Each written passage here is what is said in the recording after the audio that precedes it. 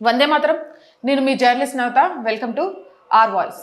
ఆడపిల్లలకి రక్షణ ఈ దేశంలో రోజు రోజుకి కరువు అవుతుంది. ఒక పక్క నుంచి 33% రిజర్వేషన్ ఇచ్చి ఆడపిల్లల్ని రాజకీయంగా అన్ని విధాలా కూడా ఉన్నత స్థాయిలో నిలబెట్టాలి అని ప్రభుత్వాలు ప్రయత్నం చేస్తుంటే, మరో పక్క నుంచి అదే ఆడపిల్లని జిహాదీగాళ్ళు మతం మార్చాలని, ఆడపిల్లల జీవితాలను చింద్రం చేయాలని చూస్తున్నారు. ఇలాంటి వాళ్ళకి మరణశిక్ష మాత్రం విధిస్తేనే మార్పు వస్తుంది, వీళ్ళకి యావజ్జీవ శిక్షలో లేకపోతే జైల్లో కూర్చోబెట్టి 3 పూటల మేపడంతోనో వీళ్ళలో అస్సలు మార్పు రాదు. టీసీఎస్ ఘటన మరొక ముందే మహారాష్ట్ర అమరావతి నుంచి మరో సంచలన విషయం వెలుగులోకి వచ్చింది. లవ్ జిహాద్ కుంభకోణం టీసీఎస్ పరిధిని దాటిపోయింది. బహుశా ఇప్పటి వరకు జరిగిన వాటిలో అత్యంత దారుణమైన ఘటన ఇదే కావచ్చు. లవ్ జిహాద్ పేరుతో సాగిన ఒక భారీ బ్లాక్మెయిల్ మత మార్పిడి రాకెట్లో మొత్తం 180 మందికి పైగా బాలికలు. ఇందులో దారుణం ఏంటో చెప్పనా, వీళ్ళలో చాలా మంది ఇంకా మైనర్లే. స్కూల్కి కాలేజ్కి వెళ్తున్న పిల్లల్ని 180 మంది లవ్ జిహాద్లో చిక్కుకున్నారు.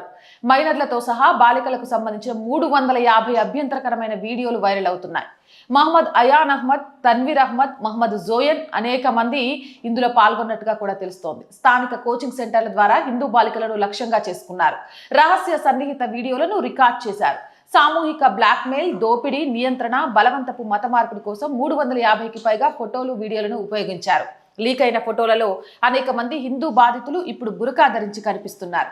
అసలు ఈ క్యాన్సర్ని ఎలా వ్యాపించాలి? హిందువులారా, మన కుమార్తెలను రక్షించుకుందాం. దీనికి సంబంధించిన పూర్తి అప్డేట్స్ వింటే గుండె గుబేలుమంటుంది. చెప్తా వినండి.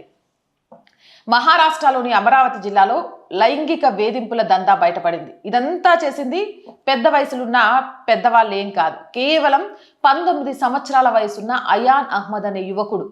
అయాన్ అహ్మద్ 180 మంది బాలికలను లైంగికంగా వేధించి 350కి పైగా అశ్లీల వీడియోలను చిత్రీకరించారు. అక్కడితోనే ఆపలేదు, వివిధ సోషల్ మీడియా మాధ్యమాల ద్వారా వాటిని ప్రచారం కూడా చేశాడు. అంటే ప్రేమ పేరుతో అమ్మాయిల్ని మోసం చేయడం, తీసుకురావడం, 4 గోడల మధ్య లైంగికంగా వేధించడం, దాన్ని చిత్రీకరించడం, వివిధ సోషల్ మీడియా మాధ్యమాలకు వాటిని అమ్మేయడం.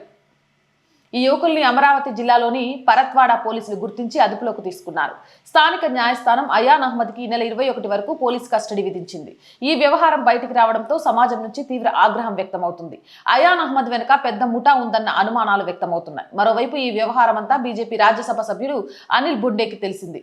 కొందరు దీనిపై ఫిర్యాదు చేస్తూ వినతి పత్రం సమర్పించడంతో పోలీసులకు ఫిర్యాదులు అందాయి. దీంతో ఆ ముస్లిం యువకుడిని పోలీసులు అరెస్ట్ చేశారు. పరత్వాడ నగరానికి చెందిన యువకుడు మహమ్మద్ అయాజ్. ఈ యువకుడు ప్రేమ పేరుతో బాలికలను ట్రాప్ చేసేవాడని పోలీసులు తెలియజేశారు. ఆ తర్వాత వారందరికీ మాయమాటలు చెప్పి ముంబై, పూణేకు తీసుకెళ్లేవాడు. అక్కడ వారి అశ్లీల వీడియోలు తీసేవాడన్న ఆరోపణలు తీవ్రంగా వస్తున్నాయి. కొన్నిటిని ఆన్లైన్లో కూడా పెట్టాడు. దాదాపు ఇలా 350 వీడియోలు సోషల్ మీడియాలో వివిధ ప్లాట్ఫామ్లలో చెలామణి అయ్యాయని, బాధితుల సంఖ్య 180కి పైగా ఉండవచ్చునని పోలీసులు చెబుతున్నారు. ఏదేమైనా అమ్మాయిలు జాగ్రత్త, ఎవడు పడితే వాడు చెప్పిన మాటలు నమ్మి ఎక్కడికి పడితే అక్కడికి వెళ్ళకండి. చూశారు కదా, 180 మంది అమ్మాయిలు. వింటుంటే గుండె తరుక్కుపోతుంది. వీడిని మాత్రం విచారణ అని అదని ఇదని కాదు సార్, కాల్చి పడేయండి, ఎన్కౌంటర్ చేసి పడేయండి, లేదా వెంటనే ఉరిశిక్ష అమలు చేయండి. ఓ ఆడపిల్లగా కోరుకుంటున్నాను ఇది. జై హింద్, జై భారత్. అండ్ రోజు చెప్పేదనండి, R group of channels, R voice, R political, R Sanskriti, 3 మన ఛానల్సే. So please subscribe our channels. And content బాగుంటే లైక్ చేయండి, షేర్ చేయండి, ఆర్థికంగా చేయూతనిందించండి. ఆర్థికంగా సపోర్ట్ చేయాలి అని అంటే సబ్స్క్రిప్షన్ పక్కనే జాయిన్ అనే బటన్ ఉంది. 1 to 5 లెవెల్స్ ఉన్నాయి. ఏదో ఒక లెవెల్లో సపోర్ట్ చేయండి, లేదా స్క్రీన్ మీద గూగుల్ పే, ఫోన్పేతో పాటు అకౌంట్ డీటెయిల్స్ ఇచ్చాము, మీకు తోచిన సహాయాన్ని అందించండి.